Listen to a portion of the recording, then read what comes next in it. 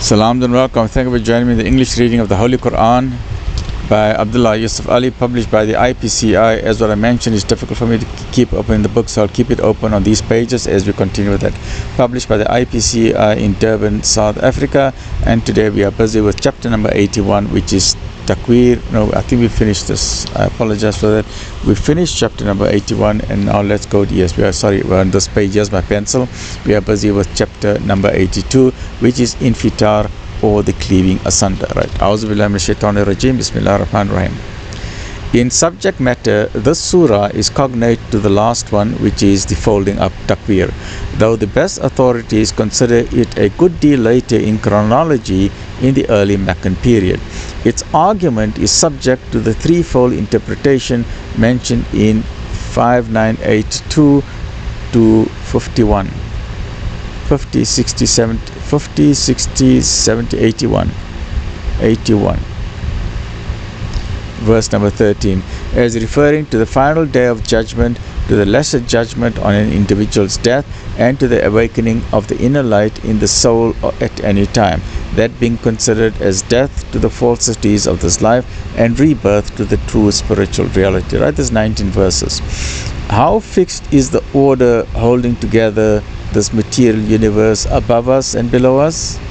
Yet it must give way before the vast, unfathomed truth in which man will see his past and see his future in true perspective. To God, to Allah, he owes his life, and he owes all the blessings that he receives in the dunya. Will he not see that the future depends on right and justice? You must do good, you must be a good person. Morals, ethics, integrity, and justice. Righteousness must come to its own, and so must discord and rebellion. The day must come when discord must finally end, and the peace of God and his command are all in all. A'udhu billahi minash shaitanir rajim.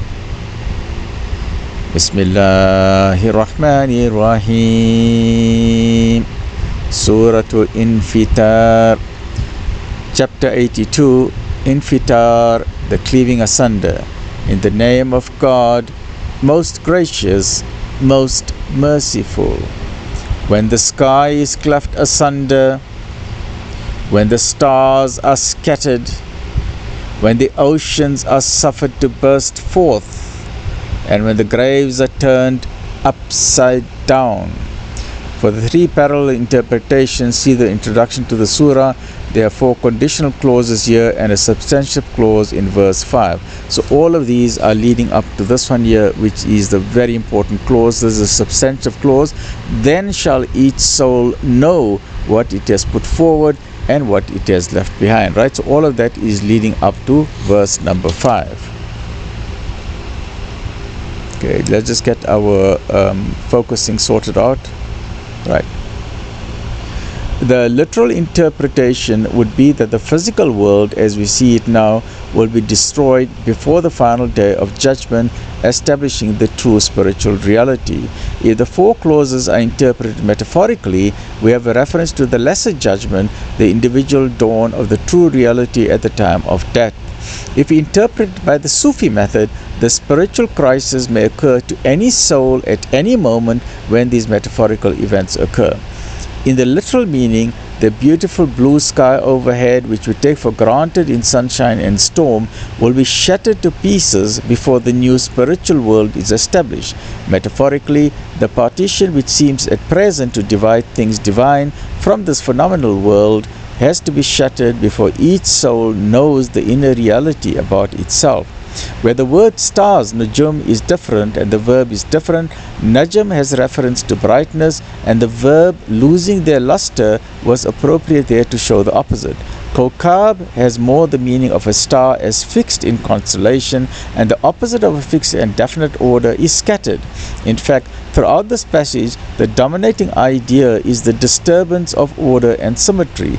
The metaphor behind the scattering of the constellation is that in the present order of things, we see many things associated together. For example, rank with honor, wealth with comfort, and so on.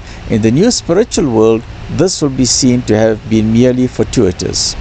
When the oceans boil over with a swell, here are suffered to burst forth expresses the end of the present order of things. This may be in two ways interpreted literally. Firstly, the barrier which keeps within their respective bounds the various streams of salt and fresh water will be removed, and secondly, the ocean will overwhelm the entire earth.